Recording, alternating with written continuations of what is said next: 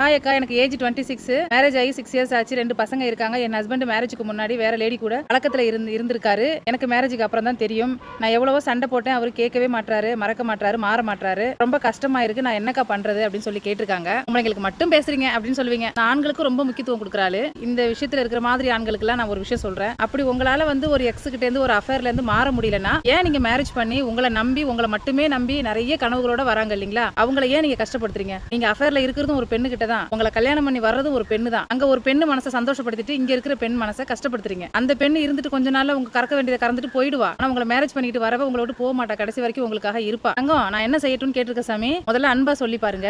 இல்லன்னா அந்த பையனோட அம்மா அப்பா, உங்க மாமனார் மாமியார்ட்ட சொல்லி பாருங்க. அதுக்கப்புறம் உங்க அம்மா அப்பா கிட்ட சொல்லுங்க. இல்ல என்னால இதெல்லாம் அட்ஜஸ்ட் பண்ணிட்டு வாழ முடியாது, திருந்தி வருவாருன்னு பார்த்தேன், என்னாலலாம் திருத்த முடியாது அப்படின்னா போலீஸ்ல கம்ப்ளைண்ட் பண்ணுங்க. 2 பசங்க இருக்காங்க, நான் எனக்கு உள்ள செட்டில்மெண்ட் பண்ணிட்டு யாரு கூட வேணாலும் போன்னு சொல்லி கம்ப்ளைண்ட் பண்ணுங்க. இந்த முடிவு கடைசியா தான் நீங்க எடுக்கணும், சரிங்களா? உங்க கருத்தையும் சொல்லுங்க மக்களே, அந்த பொண்ணு பார்க்கட்டும்.